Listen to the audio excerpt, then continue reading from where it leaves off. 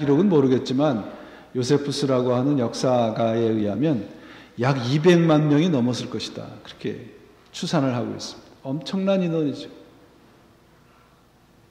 그들이 과연 십자가 사건에 대해서 예수님에 대해서 뭐라고 고백을 하며 호산나를 외쳤을까?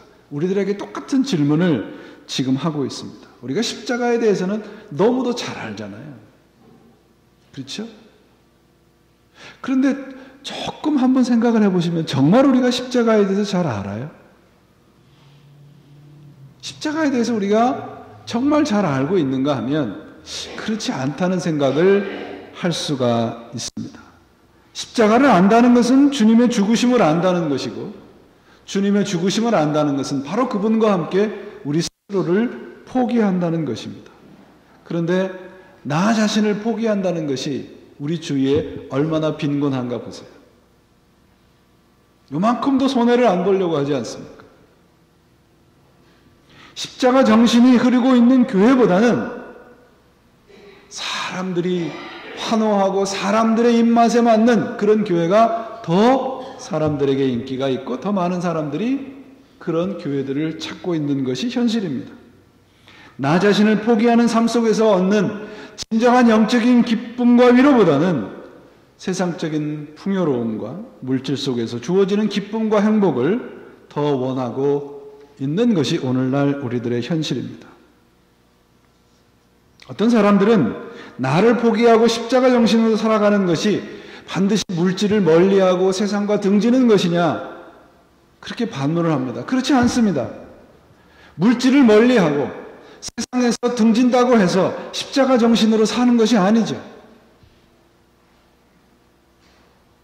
교회를 하나님 앞에 온전히 드리기 위해서 십자가 정신으로 살아야 한다고 말을 하지만 우리 스스로는 십자가에서부터 멀어지고 있지는 않는지 이 종료주일에 우리 스스로를 한번 돌아보기를 원합니다.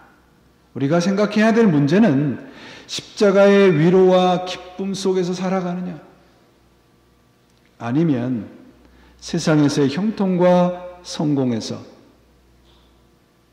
예수 그리스도를 찾으려고 하느냐, 그 질문에 우리가 반드시 대답을 해야 합니다. 오늘 본문이 예수님의 죽으심을 우리들에게 가르쳐 주고 있습니다. 우리 신자들에겐 너무도 익숙한 십자가 사건입니다. 특별히 이 고난주간 사순절이 되면 십자가라고 하는 것에 대해서 너무도 많이 듣지요. 그래서 십자가라고 하는 말이 그렇게 우리 마음속에, 우리 영혼 속에 감동으로 다가오지 않습니다. 십자가를 날마다 지어야 한다는 얘기를 늘 들으면서도 우리들은 그 십자가를 지어야 한다라고 하는 절실함을 느끼지 못합니다. 십자가에 대한 말과 지식은 풍성한데 십자가 삶은 너무도 빈곤하다는 것이죠. 오늘 우리가 생각해 봐야 될 것은 이 고난주간을 앞두고 예수님의 십자가, 오늘 본문에서 예수님께서 왜 그렇게 처절한 외침을 우리들에게 그리고 하늘을 향해서 외쳐야 했을까? 세상의 죄를 짐을 지시고 십자가를 못 박히신 예수님, 고통과 아픔을 당하고 계실 때 오늘 본문을 보면 온 땅에 어둠이 임했다고 기록을 하고 있습니다. 무려 3시간 동안이나 온 땅이 어둠이었다. 세상에 3시간 동안 빛이 없었다라는 겁니다. 그런데 사람들은 어떤가요?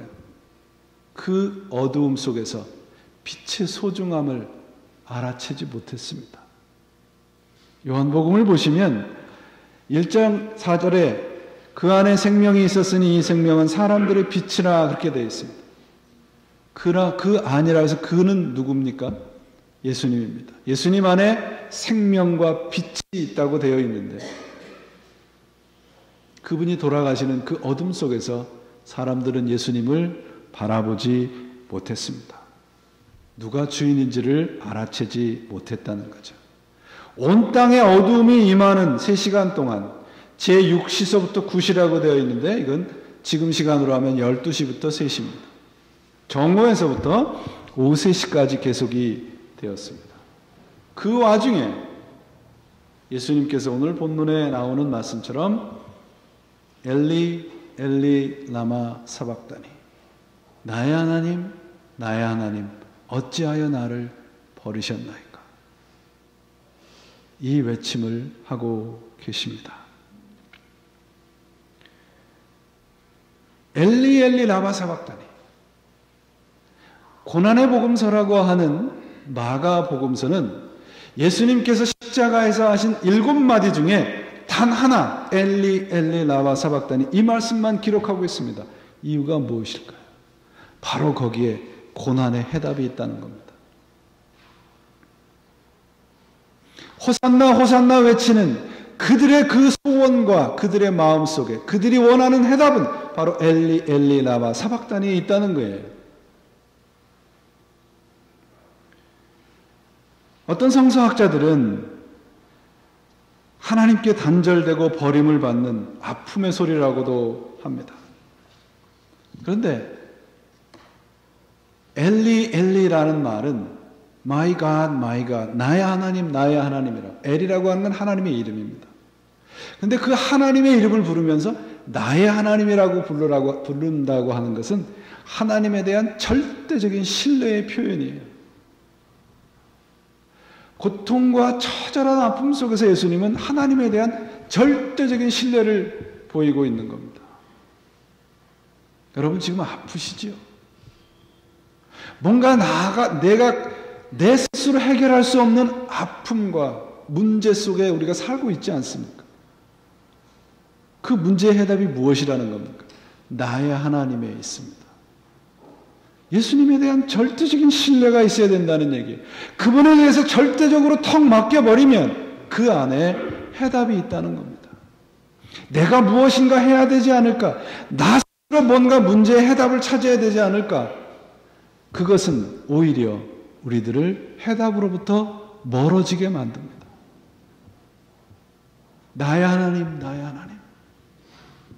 바로 거기에 우리 인생의 해답이 있습니다. 이 말씀은 단순한 고통에 대한 신음소리가 아닙니다. 시편 21편 1절에 나오는 말씀이에요. 나의 하나님, 나의 하나님은 내 속에, 내 손과 발에 찔린 못에 대한 아픔의 표현이 아닌 거예요. 하나님, 이제 비로소 당신의 뜻이 성취되었습니다. 그 뜻입니다. 예수님께서 왜 이런 고통의 외침을 외치셔야 했을까요? 그것은 우리의 죄 때문입니다. 내가 당해야 하는데 주님께서 당하고 계십니다. 어떻게 하나님의 아들이 그렇게 처절한 고통의 소리를 외칠 수 있을까? 근데 이 말씀을 뒤집어 보세요, 여러분. 당신의 아들이 죽음에, 당신의 아들의 아픔 속에서 하나님께서 침묵하고 계신단 말이에요. 세상 사람들은 뭐라고 얘기를 하는지 아세요? 거봐, 너희가 믿는 하나님은 그렇게 당신의 아들의 죽음에도 침묵하고 있는 무능력한 하나님이야. 아닙니다, 여러분.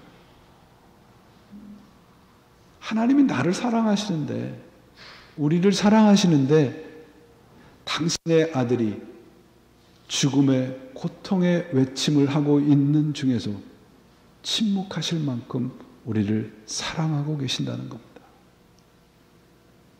무엇을 위해서요? 우리의 구원을 위해서.